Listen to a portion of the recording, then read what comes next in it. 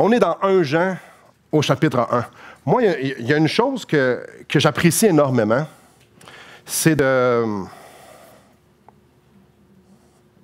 d'étudier la vie de certains personnages. Certains personnages, on ne s'attend pas nécessairement qu'ils sont comme la Bible nous le décrit. Comme moi, tôt dans ma vie chrétienne, quand je pensais à Jean, moi je pensais à un genre de contemplatif qui était un calme. Je ne sais pas où est-ce que je prenais ça. Dans ma tête, c'était un comme ça. Ouais, pas tant. Quand tu commences à étudier les évangiles, quand tu commences à regarder la vie de Jean, Jésus l'appelle fils de tonnerre. À un certain moment donné, il y a des gens qui n'accueillent pas Jésus dans une ville. Fait qu'ils s'en vont vers Jésus. Il dit, tu veux-tu que je fasse descendre le feu du ciel pour les dévorer, pour les consumer? Bref, il n'était pas comme un doux nécessairement contemplatif et tout est beau, puis kumbaya. Non, pas nécessairement. Tu sais, fils de tonnerre, normalement, un doux, c'est pas nécessairement, ça ne ressemble pas à tonnerre, nécessairement. Jean. Jean, c'était également c'était le disciple que Jésus affectionnait d'une façon très particulière. Ça nous est dit même peut-être, pas peut-être, ça nous est dit que c'était celui qui affectionnait le plus. Jean, dès le début du ministère de Jésus, marchait avec lui. Donc, Jean, il n'a pas manqué grand-chose du ministère de Jésus. Et donc, on peut voir qu'il y avait une proximité avec Jésus, même s'il était flamboyant à plusieurs endroits. C'est un homme qui avait un cœur incroyable, passionné pour Jésus. Et on peut le voir lorsqu'on lit son évangile, lorsqu'on lit... c'est lui qui a même écrit l'Apocalypse. Quand on lit l'Apocalypse, wow, t'as un peu, Jean, il a vécu, il a vu des affaires vraiment capotées, là. Mais Jean a surtout suivi Jésus. Et ce matin, on va regarder un peu ça. Ça ressemble à quoi suivre Jésus et ça produit quoi? Jean, c'est un homme excité, passionné pour son Sauveur. Puis une des choses qui est super importante, qu'il ne faut surtout pas oublier, c'est que Jean voulait que les autres expérimentent les mêmes choses que lui. Chapitre 1, verset 1. Ce qui était dès le commencement, ce que nous avons entendu, ce que nous avons vu de nos yeux, ce que nous avons contemplé et que nos mains ont touché concernant la parole de vie, car la vie a été manifestée. Nous l'avons vue. Et nous lui rendons témoignage. Et nous vous annonçons la vie éternelle qui était auprès du Père et qui nous a été manifestée. Ce que nous avons vu et entendu, nous vous l'annonçons à vous aussi, afin que vous aussi, vous soyez en communion avec nous. Or, notre communion est avec le Père et avec son Fils Jésus-Christ. Et nous écrivons ces choses afin que notre joie soit parfaite. Fais juste imaginer un instant marcher avec Jésus pendant 3 ans, être le préféré, celui que Jésus aimait le plus. Imaginez, on se met dans les souliers un instant de Jean. Il devait avoir une relation avec Jésus tellement exceptionnelle. Mais je me pose la question, est-ce que moi, j'aimerais ça vivre les mêmes affaires que lui? Avoir la même proximité que Jean avait, que moi aussi je l'ai. En fait, c'est exactement ça pourquoi Jean écrit ça ici. Écrit l'épître de Jean. Pour qu'eux autres aussi puissent l'avoir. Commençons par le début ici, au verset 1, ça nous dit « Ce qui était dès le commencement ». Tantôt, j'ai lu Jean 1, et c'est pas par hasard. Jean 1 et 1 Jean 1, ça se ressemble vraiment. Bref, ça a été écrit dans la même époque, 1, 2, par la même personne, en parlant de la même personne. De qui Jean parle, clairement, ce que ses yeux ont vu, ce que ses mains ont touché. On est en train de parler de Jésus-Christ ici. Puis il en parle d'une façon vraiment spéciale dans ces 4 versets-là, parce que le langage qu'il utilise, c'est un langage rempli d'émotions. Jean n'était pas stoïque, il n'était pas comme une ligne, il y avait des émotions. C'était un passionné. Donc, quand il écrit, il est en train de transposer ses émotions avec, je m'en allais dire sa plume, clairement pas qu'il avait une plume, mais la façon qu'il construit ses phrases, on peut voir que cet homme essaie de passer un message, il essaie de donner un sens de grandeur. Un sens de grandeur. Puis vous remarquerez dans les 3 premiers versets, il y a un mot qui revient 3 fois. C'est le mot « vu ». J'ai vu Jésus. Et son point dans les 4 premiers versets ici, c'est vraiment ça. J'ai vu Jésus. Ce que nous avons vu nos yeux au verset 1. Et nous l'avons vu au verset 2. Au verset 3, ça nous dit ce que nous avons vu encore. On l'a vu. Jean a expérimenté quelque chose qui voulait être certain que ses lecteurs puissent saisir ça. Donc, ce matin, je vais mettre l'emphase beaucoup sur ce concept-là. Imaginez marcher avec le Créateur de l'univers. Imaginez, vous marchez pendant 3 ans de temps avec Dieu. Dieu s'est fait chair. Dieu est venu à la rencontre de ses créatures pour pouvoir sauver ses créatures. Celui qui est infini dans tout ce qui est. Juste là, notre cerveau a de la misère à tout saisir ça. En fait, il n'est pas capable de tout saisir ça. Donc, cet être-là extraordinaire qui existe, qui est en dehors du temps, ce Dieu-là, ce qui était dès le commencement, c'était là. Je l'ai vu. Je l'ai entendu. Je l'ai touché. Je l'ai contemplé. Il nous parle ici de ce que nous avons contemplé. Celui qui était avant la matière, avant le temps, celui qui est infini, je l'ai expérimenté dans toute sa gloire. Imaginez juste un instant. Toucher celui qui a tout mis en existence. Entendre ce que lui a à dire. Le voir. C'est lui qui a dit lumière. Pouf! Il y a une petite boule de feu qui est apparue, qui s'appelle le soleil qui brûle depuis. C'est lui qui a créé toute la complexité du corps humain et même sa simplicité. Mais ça, c'est juste des exemples. Ça, c'est juste le reflet de la manifestation de qui il est. Il dit, moi, je l'ai vu. Celui qui tient tout l'univers dans une certaine ordre. Je le connais.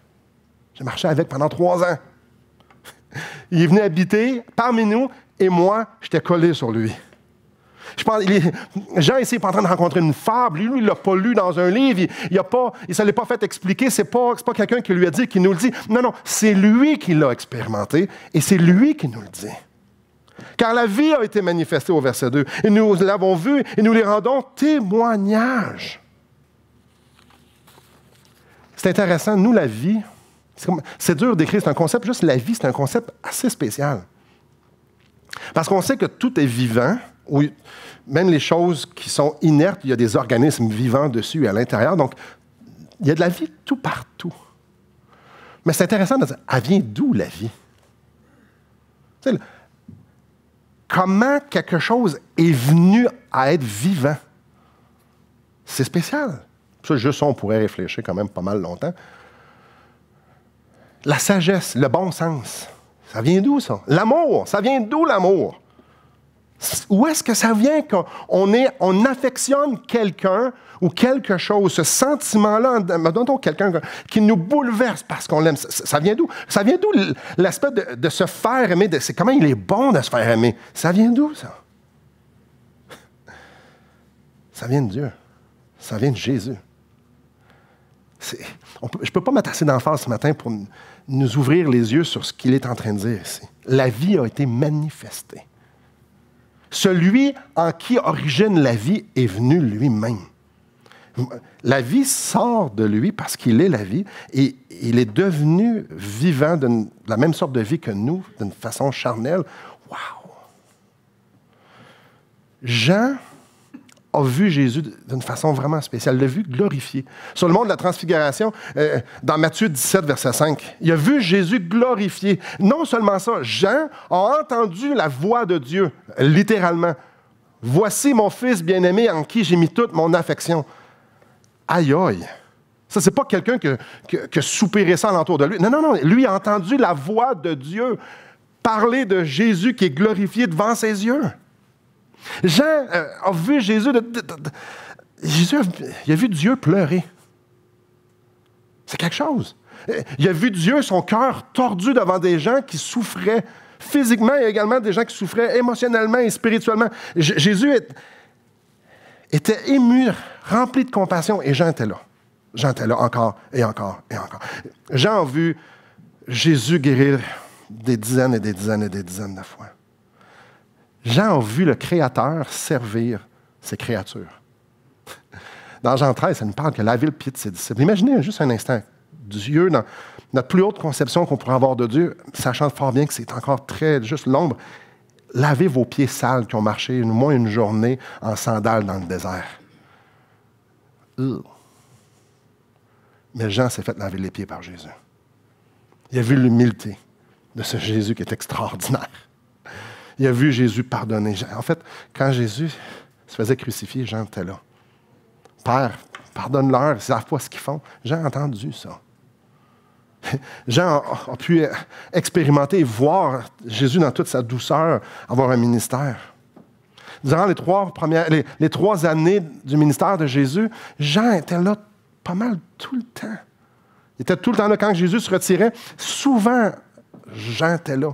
Puis il était là depuis le début, puis il était là jusqu'à la fin. Jean a entendu la parole de Dieu parler. Quand Jésus parlait des choses extraordinaires du royaume, son royaume. Imaginez Jésus parler de la sphère spirituelle. Moi, j'ai manque de mots. Je suis handicapé pas mal de parler de ça. Je ne suis vraiment pas volubile. Imaginez quand c'est Jésus qui vous l'explique, comment c'est au ciel. Imaginez quand c'est Jésus qui t'explique comment le Père est bon. Imaginez comment c'est quand c'est Jésus qui t'explique à quel point c'est glorieux. Imaginez quand Jésus vous en fait un cours d'angéologie. C'est quoi les anges? Jésus, il nous l'enseigne. C'est quoi l'Église? C'est Jésus qui nous l'enseigne. Imaginez, Jean, lui, son professeur, c'était Jésus. Imaginez juste l'idée que quand Jésus parlait de son Père, aïe aïe. Et dans la chambre haute, vers la fin de la vie de Jésus, ils sont tous à côté, allongés, puis la Bible nous dit que Jésus, pas Jésus, Jean, c'est à côté sur Jésus. C'est pas écrit, c'est mon imagination, mais ça fait 20 quelques années que j'aime bien croire que si je m'accote sur l'épaule de quelqu'un, il y a quelque chose que j'entends battre.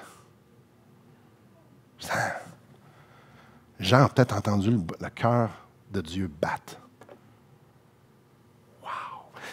Jean est à côté sur Jésus.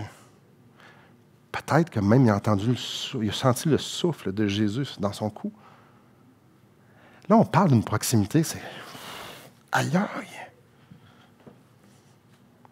Quand Jésus a démontré le summum de son amour, le summum de sa bonté, lorsqu'il a dit sur la croix, tout est accompli, Jean était là. Il était là. Alors qu'il était en train de porter ses péchés, Jean regardait son Sauveur. Les 11 autres, il y en a un qui était mort, qui s'était suicidé, les 10 autres étaient partis. Lui, il était devant son Seigneur, puis il a vu son Jésus pousser son dernier souffle. Pour lui. Nous, on le comprend, on le voit par la foi. Lui, il a vu Jésus mourir pour ses péchés. Aïe, aïe. Il était présent. Et quand Jean nous dit « car la vie a été manifestée et je l'ai vue », il était là. Il a vu aussi la résurrection. Il était là. Il était là pour aller voir le tombeau vide. Mais il est où, mon Jésus? Il a vu Jésus ressuscité. Bref, on pourrait en parler tellement longtemps, mais Jean a vécu avec Jésus, le créateur de l'univers, celui qui est en dehors de toute chose. Il a vécu avec Dieu pendant 3 ans. C'était le préféré de Dieu. L'apôtre qui affectionnait le plus. Et quand il dit aussi au verset 2, nous en témoignons, je suis un témoin de ça.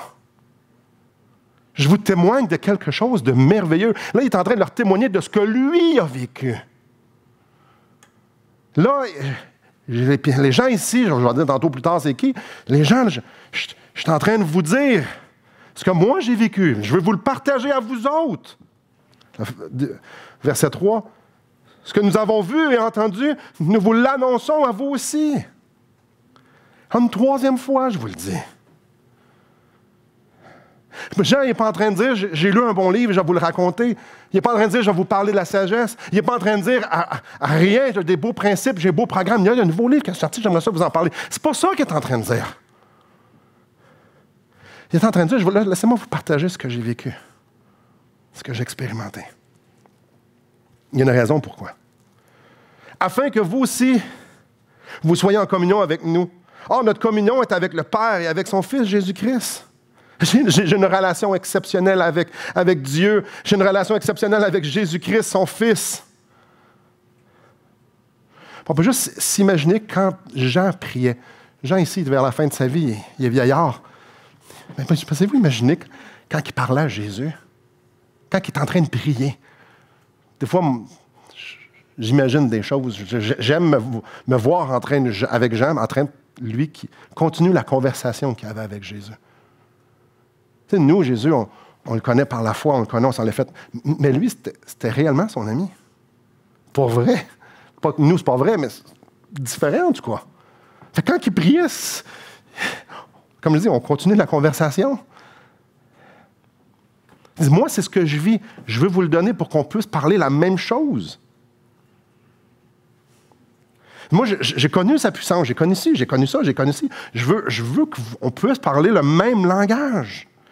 J'ai une intimité avec Dieu le Père, j'ai une intimité avec Dieu le Fils. Je veux vous le partager pour vous puissiez goûter ce que j'ai, puis on puisse, tu sais. Ici, ce que ça nous dit, afin que vous aussi, vous soyez en communion avec nous. Là, on prend une pause ici pour réfléchir un peu. Hein. Jean dit, je veux vous l'expérimenter. Ça veut dire quoi, ça?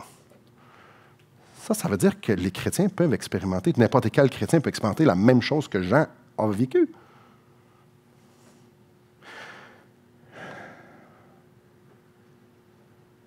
Ça veut aussi dire quelque chose. Ça veut dire que ces gens-là ne le vivaient pas. Et là, c'est si Jean veut qu'eux autres puissent l'expérimenter, ça veut dire qu'ils ne l'ont pas. Et nous écrivons ces choses afin que notre joie soit parfaite. Vous êtes chrétiens, super, il y a beaucoup plus, non? Faites ma joie, venez avec nous autres, embarquez dans cette... Je veux vous emmener avec moi, là, ça va être incroyable! Vous êtes sauvés, super, il y a beaucoup plus. Je le sais qu'il y a plus, je l'ai vécu. Laissez-moi vous le dire. Arrêtez de penser à la religion ou votre conception d'une chose. Oubliez ce que vous avez, c'est ce qu'il leur dit. Écoutez ce que moi j'ai à vous dire. Écoutez-moi ce que j'ai à vous donner. Moi, j'ai tout expérimenté ce qu'il avait expérimenté avec Dieu. Je vais vous le donner, Jean est en fin de sa vie ici. Ces gens-là étaient chrétiens. Mais aux yeux de l'apôtre Jean, et clairement, si c'est dans la Bible, aux yeux de Dieu, ces chrétiens-là ne vivaient pas la vie chrétienne à son plein potentiel. Puis Jean, lui, il voulait les emmener exactement où ce que lui était. Dans cette passion, dans cette intimité, dans ce zèle, dans cette communion, dans cette harmonie avec son Sauveur, celui qui avait commencé sur la terre, cette relation-là avait commencé sur la terre, mais aussi celle qui avait continué alors que Jésus était rendu au ciel. Et j'aimerais ce matin, qu'on prenne quelques instants. J'aimerais qu'on prenne quelques instants pour s'examiner. On est en 2017. Cette lettre-là ici, ce livre-là est tout aussi à jour qu'il était il y a 1000 ans, il y a 500 ans, il y a 2000 ans. Jean a écrit cette lettre-là. Et quand je regarde Jean, puis moi je me regarde dans le miroir, puis je regarde ma relation avec le Seigneur, je nous pose la question, comment ça va avec Jésus? Comment moi ça va avec Jésus? Ma marche avec Jésus? Fort probablement, beaucoup d'indications nous démontrent que les gens à qui Jean écrit, c'est à l'église d'Éphèse. Tout pointe vers ceux qui ont lu ça pour la première fois, étaient à Éphèse. Et Jean a écrit l'Évangile de Jean, les Épîtres 1, 2, 3 de Jean et l'Apocalypse dans une période au maximum de 10 ans. Donc, entre 85 et 95. Ce qui est intéressant, c'est que venez avec moi dans Apocalypse, chapitre 2, parce que Jésus parle. Jésus parle des Éphésiens au chapitre 2 d'Apocalypse. Et même si ce n'était pas Éphèse, on réalise que ce qu'on va lire dans Apocalypse chapitre 2 s'adressait très bien aux auditeurs de 1 Jean, ou les récipiendaires de 1 Jean. Et ça, c'est vraiment intéressant. Apocalypse chapitre 2, verset 1. Écrit à l'ange de l'église d'Éphèse. Donc ça, c'est Jésus qui dit à Jean, écris ça. Voici ce que dit celui qui tient les 7 étoiles dans sa main droite, celui qui marche au milieu des 7 chandeliers d'or. Voici ce que Jésus dit à son église d'Éphèse. Je connais tes œuvres, ton travail et ta persévérance. Je sais que tu peux supporter les méchants, que tu as éprouvé ceux qui se disent apôtres et qui ne le sont pas et que tu les as trouvés menteurs. Que tu as de la persévérance, que tu as souffert à cause de mon nom et que tu ne t'es point lassé. Jusque-là, on va dire, wow, Éphèse, c'est vraiment une bonne église. Écoutez, là, tes œuvres, ton travail, la persévérance, pas capable de supporter les méchants, de ceux qui attaquent l'Église, puis ceux que ça va... Non, ils sont capables d'éprouver, donc ils ont la connaissance, le discernement pour éprouver ceux qui se disent apôtres qui ne le sont pas. Ils ont de la persévérance. Ils ont même été persécutés pour le nom de Jésus-Christ, mais ils ont continué, ils ont persévéré. C'est une bonne Église? On va s'entendre. C'est-tu des bons chrétiens? On va faire, ben oui. Mais voici le reproche qu'il leur fait au verset 4. Mais ce que j'ai contre toi, c'est que tu as abandonné ton premier amour.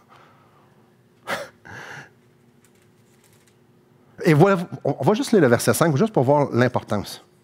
Souviens-toi donc d'où tu es tombé, repens-toi et pratique tes premières œuvres. Sinon, je viendrai à toi et j'ôterai ton chandelier de sa place, à moins que tu te repentes. Super, Église d'Éphèse. Vous avez une Église extraordinaire, remplie de connaissances, remplie de ci, remplie de ça. Vous avez persévéré. Super. Le seul problème, c'est que je ne suis pas dans l'Église. Vous me laissez en dehors. Il n'y a pas de passion pour moi. Ces gens-là avaient une religion impeccable. Mais il n'y avait pas de passion pour Jésus. Voyez-vous? Il n'y avait pas de passion pour Jésus. Dans leur religion, assurément qu'ils parlaient beaucoup de Jésus. Clairement, avec ce qu'on peut voir dans les 3 premiers versets, ces gens-là parlaient beaucoup de Jésus. Mais ils n'étaient pas passionnés pour Jésus. Il n'y avait pas cette relation-là d'amour. Ça semble plus être une routine, l'habitude. Si on compare Apocalypse 2, ici, les premiers versets, puis l'épître de Jean, il n'y avait pas de passion. Oh, ils étaient chrétiens. Ils étaient sauvés. Leur péché avait été pardonné, mais ils n'étaient pas consumés par Jésus-Christ. Puis on revient dans notre chère épître ici, aux 4 premiers versets. Il leur dit, mais moi, je vais vous ayez ce que moi j'ai. Je veux vous donner je veux vous communiquer cette passion-là. Je veux vous communiquer. Jésus en vaut la peine. Jésus est extraordinaire. Je l'ai expérimenté, mais vous, je le regarde chez vous, et il n'est pas là. Vous faites juste parler de lui, mais il n'est pas là. C'est tellement facile d'être chrétien sans Christ.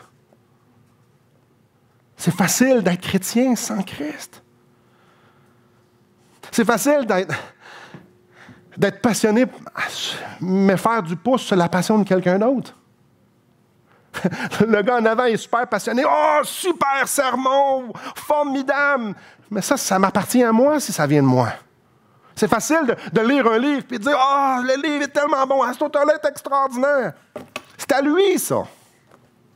C'est pas à moi. C'est facile de rencontrer un frère ou une sœur qu'on dirait qu'ils sont extraordinaires. On dirait qu'ils rencontrent Dieu à tous les jours. Puis on dit, ah, c'est extraordinaire. Ça appartient à eux autres. C'est facile juste de côtoyer. Puis c'est facile de voir aller dans une église où ça va bien, puis qu'il y a comme un enthousiasme, puis de rentrer dans l'enthousiasme, mais pas avoir ce que les autres ont, juste faire du pouce sur les autres. C'est facile. C'est facile de devenir religieux, de savoir ce qu'on a à dire, de savoir ce qu'on a à faire. Puis peut-être qu'il y a 5 ans, on était passionnés, mais aujourd'hui, on vit ces bénédictions d'hier. C'est intéressant. Ici, ce qu'il leur dit dans Apocalypse chapitre 2, c'est que vous avez abandonné votre premier amour. Ça ne veut pas dire qu'ils n'ont jamais eu ça. Ça veut juste dire que là, ils ne l'avaient plus. Souviens-toi d'où est-ce que tu as tombé, puis retourne dans ton premier amour. C'est facile d'être chrétien sans Christ. C'est facile. C'est facile d'être généreux pour juste combler un besoin, d'évangéliser parce que les gens ont besoin d'être sauvés. De donner pour que l'Église puisse avancer, de lire pour en apprendre davantage. De connaître la doctrine pour pouvoir être droit. D'aller à l'Église pour apprendre. de parler de Dieu parce qu'on aime ça, parce que c'est le fun de parler de Dieu. Même d'avoir des barrières morales pour dire, c'est vraiment ça qu'il faut que je fasse pour me protéger. C'est facile de tout faire ça sans Christ. Sans Christ. C'est troublant. Jean ici leur dit dans notre passage, mais il y a bien plus que ça. Il y a plus que ça. Il y a plus que la routine chrétienne, il y a plus que la religion chrétienne, religion dans le sens péjoratif. Il y a plus que ça. Il y a plus que de parler de Jésus. Jésus est pas mal plus excitant que la religion. Jésus, ce que Jean est en train de leur dire ici, puis ce qu'il va s'évertuer à dire dans tous ses livres, c'est dire, hey!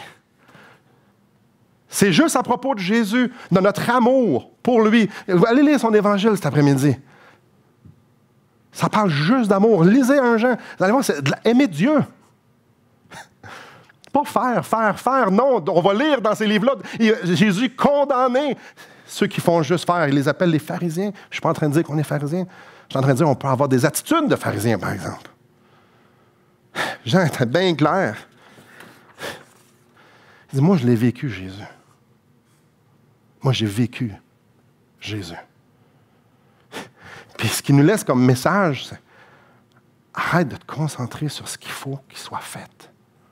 Arrête de te concentrer sur la routine. Arrête de faire du pouce sur hier. Arrête de faire du pouce sur les autres. Toi, ta relation avec Jésus, c'est comment? Ce qui va encourager ici ses frères et sœurs, c'est de plonger dans cet océan qui s'appelle Jésus, cet océan sans fond, cet océan qui n'a pas de limite, puis de déguster Jésus-là. Dégustez-le. Moi, c'est ce que j'ai fait pendant 3 ans, puis c'est ce qu'il a fait depuis que Jésus est au ciel. Il dit, moi, c'est ça que j'ai fait. En fait, lorsqu'on étudie Jean, on réalise que pour lui, Jésus était là. Jésus était il vivait comme si Jésus était encore là. Puis ce qu'il essaie d'amener ses lecteurs, peu importe dans ce qu'il a écrit, c'est de vivre comme si Jésus était là parce qu'il est là. Celui qui nous aime, celui qui nous a pardonné, celui qui nous console, celui qui nous gracie, celui qui a un plan pour ma vie, celui qui m'utilise, ce matin, est là, à côté de moi, parce que je suis son enfant. Parce que je l'ai reçu, j'ai mis ma foi en lui. C'est ça la vie chrétienne. Il est là.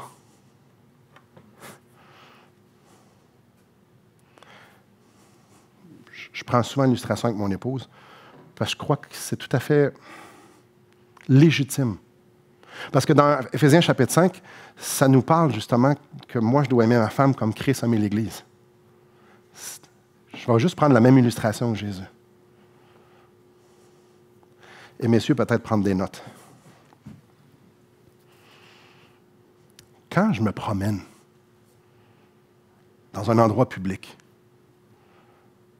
puis qu'Élise est à côté de moi, c'est très différent que quand elle n'est pas là. Pas que je l'aime plus, pas que je l'aime moins, non. Mais elle est là. Et quand on se tient par la main, c'est comme si mon monde est très différent. Moi, j'ai une fierté sans borne que ce soit elle au bout de ma main. Et quand je la tiens par la main, il n'y en a pas une autre qui a de l'importance. C'est elle. Non seulement ça, j'ai quasiment envie de dire à tous les gars que je croise, c'est la mienne. Je ne sais pas ce que toi t'as pogné, mais moi, j'ai le jackpot. Tu as probablement pogné le jackpot pour toi, mais moi, c'est ma femme. Oh, check là, parle-y, rencontre-la, elle est extraordinaire. C'est ma femme. En fait, quand on conduit, il y en a juste un qui conduit de la foi, là.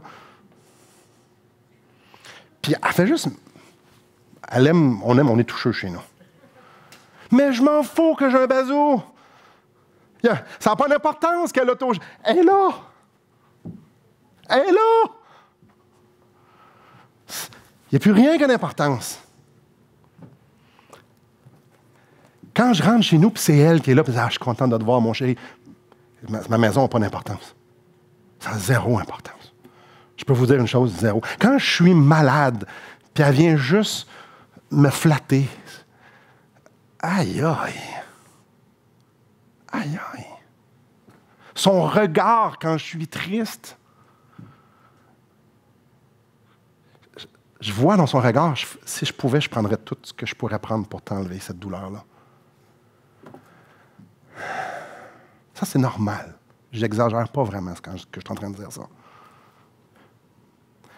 Mais quand je lis Jean, j'ai l'impression que lui, il parle de même de Jésus. Parce que quand tu as Jésus au bout de ta main, puis là, il arrive quelque chose, puis il faut que tu pardonnes à quelqu'un, tu regardes la main, puis tu fais comme, OK, lui, il y a un trou dans sa main pour me pardonner. Ouais, je vais pardonner. Quand elle ou lui n'est pas aimable, j'ai toujours sa main dans ma main, puis je fais comme, wow! Moi, je suis aimable à ses yeux? Non, il est mort pour mes péchés, clairement pas aimable. La Bible me dit que j'étais digne d'être haï. Non, mais lui, il m'aime. Il a tout fait pour que je puisse prendre sa main.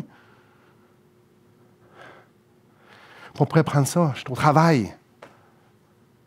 Tu sais, mon boss, il n'est pas gentil, moi, là.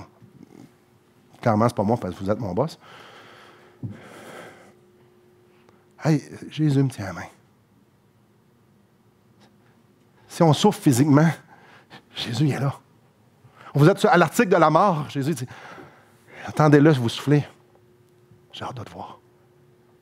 Il n'y a plus rien que d'importance. Quand je réalise que Jésus est là et qu'il m'invite d'y parler, il m'invite d'écouter ce qu'il a à me dire, mais qu'est-ce que de plus extraordinaire que d'entendre Jésus parler à notre cœur? C'est ça que j'ai en train de dire ici. Oubliez, oh, je dois aller à l'église un matin. Oui, c'est important de s'impliquer dans l'église, assurément, mais un instant.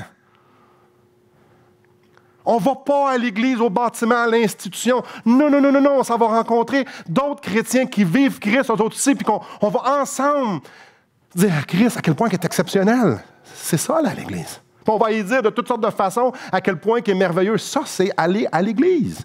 Puis aller à l'église, on le fait le lundi, le mardi, le mercredi, le jeudi, le vendredi. Parce que l'église, c'est pas juste le dimanche. Bref, frères et sœurs, la relation que Jean est en train de parler ici, un, il s'adresse à des religieux. Deux, c'est vibrant d'amour, vibrant d'expérimentation. Puis il dit, vous ne l'avez pas. Puis quand on se parle, on ne parle même pas le même langage. Je veux vous le communiquer pour qu'on puisse tout le monde être à la même place. Vivez pour lui. Vivez comme s'il était là parce qu'il est là. Vous pouvez l'aimer. Vous pouvez l'aimer. De plein de façons, Jean va dire, ces commandements c'est pas pesant pour celui qui aime Jésus. Clairement pas. Jésus dit, viens-t'en, on s'en va dans les verts pâturages. Oh non, ça c'est dur. Viens ici, je veux te bénir. Non, je veux pas y aller. Jean dit, non. Déconnectez toutes les prises. Mettez vos mains dans ses mains, puis suivez-le. Puis quand ça va venir difficile, juste tournez-vous vers lui, puis j'ai besoin d'un regard, j'ai besoin que tu viennes parler à mon âme, j'ai besoin de sentir ta présence. J'ai besoin de me rappeler à quel point tu es bon. Viens juste me le montrer encore et encore et encore et encore.